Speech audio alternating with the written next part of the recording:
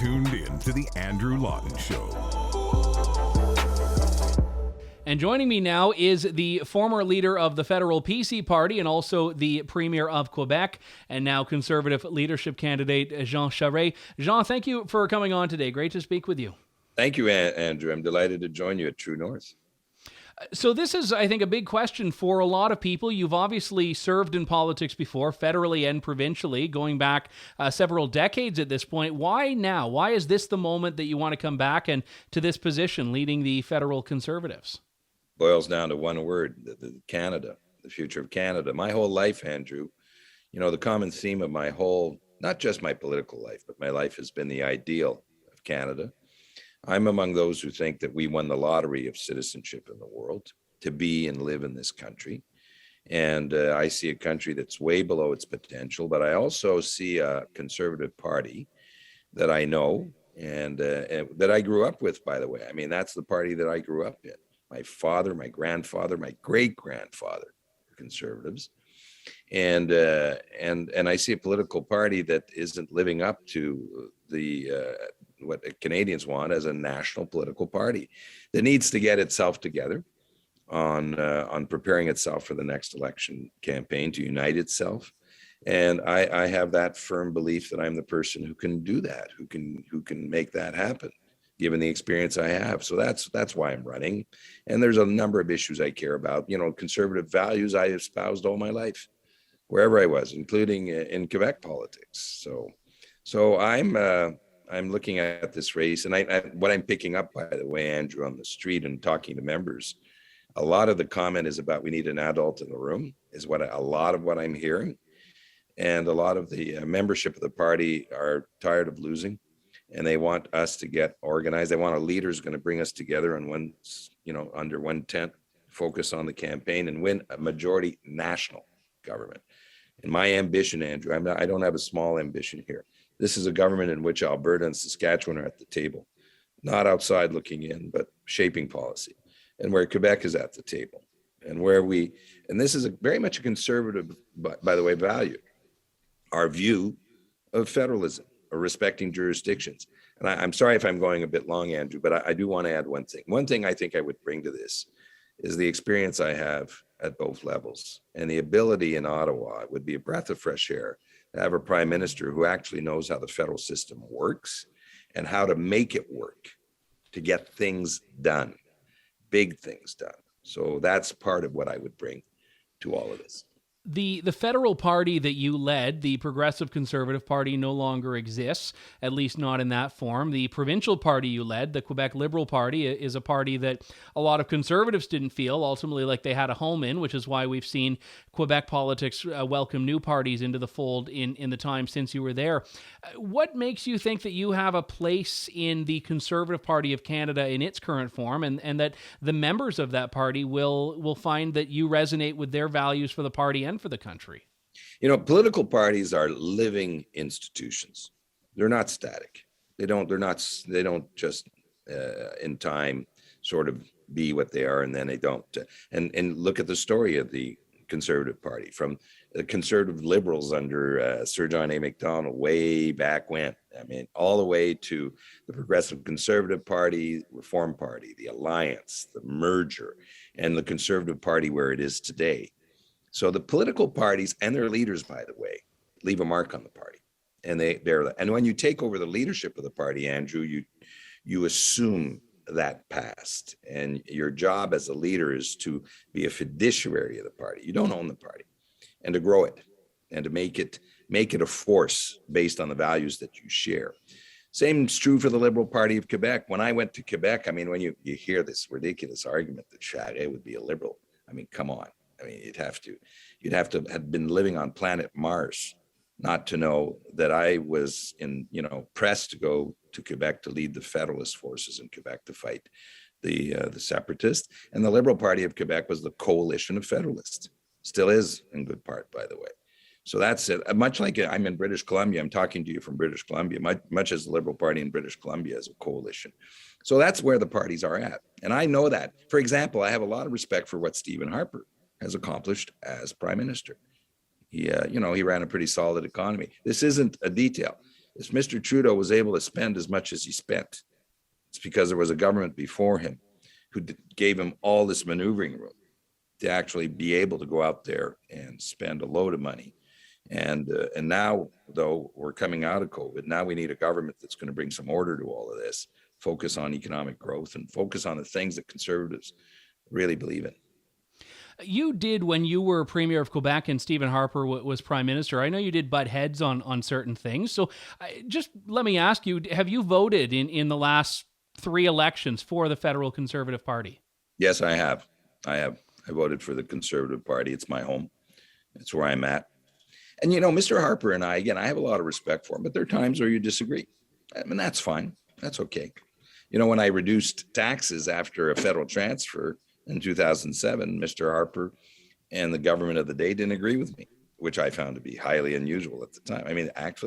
Really, I thought, conservative government doesn't agree with Charest reducing taxes, which is what I did.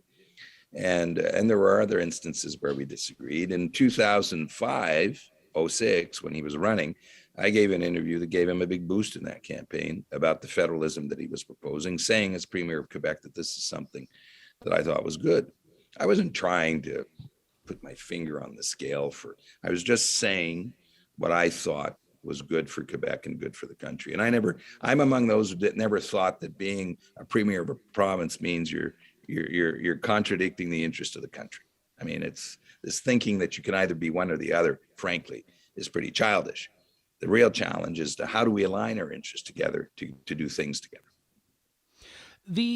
There are 3 things here, and I'm trying not to make this seem like a barrage, but 3 consistent concerns that a lot of Conservatives have raised about your candidacy that I want to let you explain in your own words. And one of them is your connection to Huawei, and I know you commented on this at your launch in Calgary, and the other is your previous support for the long gun registry, and the third is your support for the carbon tax. Now, I want to give you time to do this, but let's start on Huawei, because the Conservative Party of Canada has taken, generally speaking, a very firm position against the Chinese government and against Huawei, and was very critical of a lot of what China did throughout that. So how do you defend your record in the private sector advising Huawei with what the Conservative Party, and I think a lot of Canadians, expect from a relationship with China and companies connected to the Chinese state?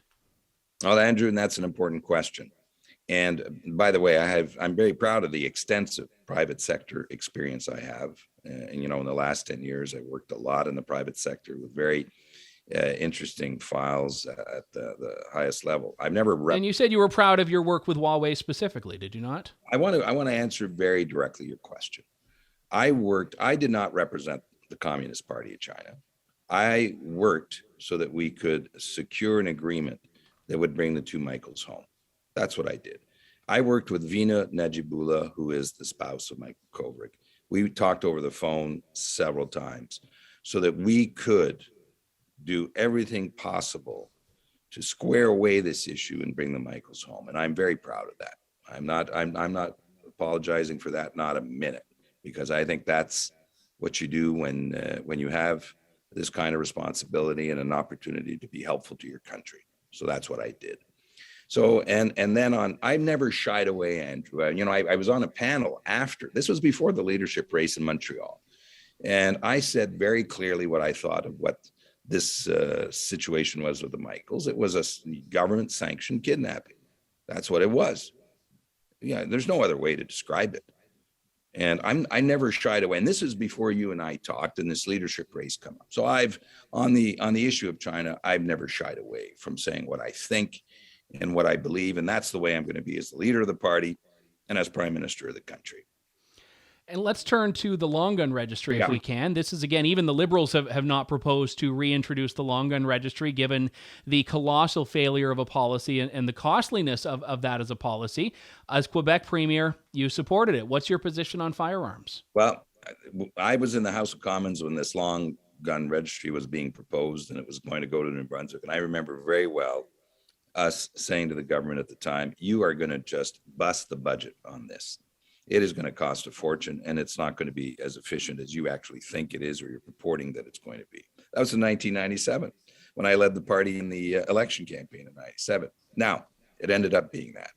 When excuse me, when the Harper government decides to dismantle it, the police forces in Quebec say to us and to my government, if they're going to dismantle it, we would like to recuperate that information and put it into our system.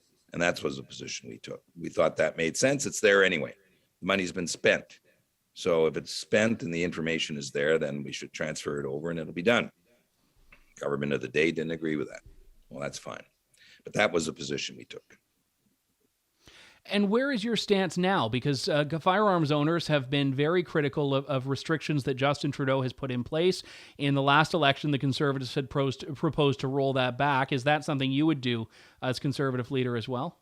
And, you know, are you surprised, Andrew? Is there anyone who is, you know, listening in or surprised that the Liberals keep taunting the Conservatives on this issue? I mean, this is the oldest movie in the world, really.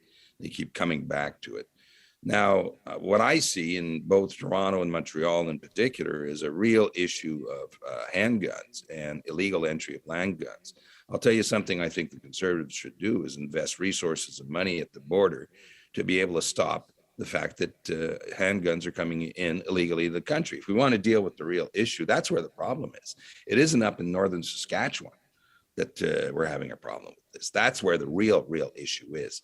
And that's where I would put the efforts of the Conservative government. Would you roll back any of the restrictions that Justin Trudeau has put in?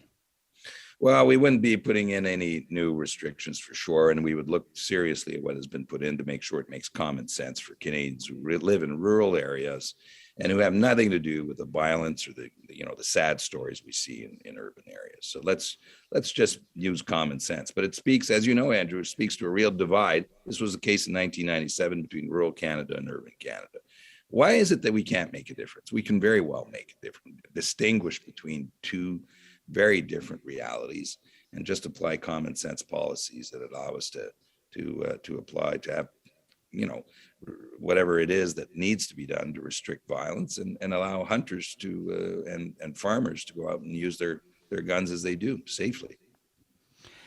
And let's talk, if we can, Jean, about carbon taxes. Obviously, Quebec, under your leadership, had a cap and trade program. The Conservatives last time ran on a very unique model of a carbon price and ultimately weren't successful on this.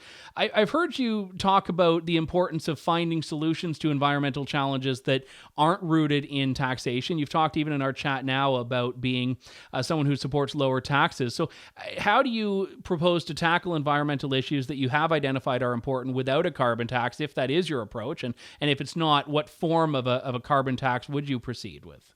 Andrew, I have a long history, as you know, of dealing with this. I was in Rio in 1992 when Canada signed the Climate Change Convention. And when we signed it, we didn't sign it no one thought back then it was to be used as a club to hit the oil and gas industry over the head with. In fact, when I did that, and I'll tell you one fundamental difference on all these policies is if you want to get anything done. When I did that in Rio, Jack McLeod of Shell was with us.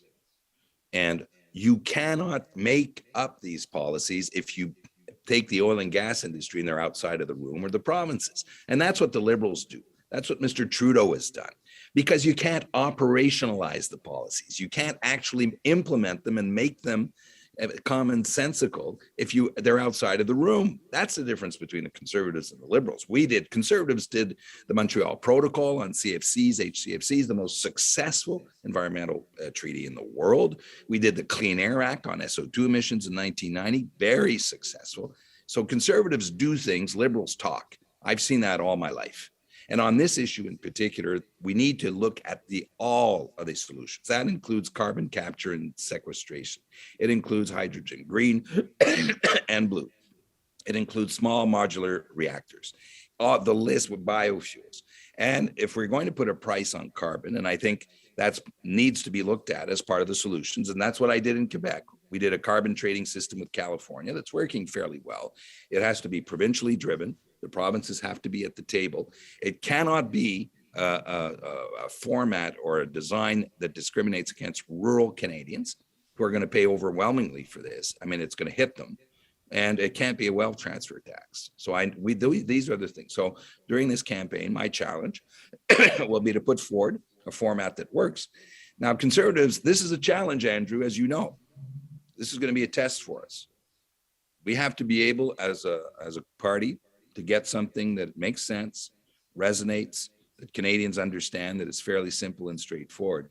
And if we meet that test, we're going to form a national government. Last question to you, Jean. The Conservatives, 3 leaders in a row, 3 elections, have not been able to unseat Justin Trudeau, or I guess in the last 2 unseat Justin Trudeau. Why are you the guy that can turn that around? I've been tested. I've ran election campaigns. I won 3 consecutive governments when I was in Quebec, in a very tough environment, by the way. And I will have Andrew Lawton running for me in the next election campaign. So I see you're not reacting, Andrew. You're not saying no. You couldn't drag me to run again, but I know how to win. And this isn't that the issue also in the campaign. I mean, there's a lot of them. We've had a great chat about them. But at the end of the day, this party wants to have a national party able to win in every part of the country. I want to put Alberta and Saskatchewan at the table. I've seen it, Andrew. I was there when that was the case, and we got big things done. And I fear for the future of my country when it's so balkanized the way it is now. It doesn't have to be that way. And it falls to us, the Conservatives, to change that. There is no fatality in life. There's no fatality in politics. We decide. And that's what I'm going to do with this party. Former Quebec Premier and former federal PC leader, Jean Charest. Jean, thank you so much for your time. Really appreciate it. Thank you very much, Andrew. Hope to talk to you soon. Thanks for listening to The Andrew Lawton Show. Support the program by donating to True North at www.tnc.news.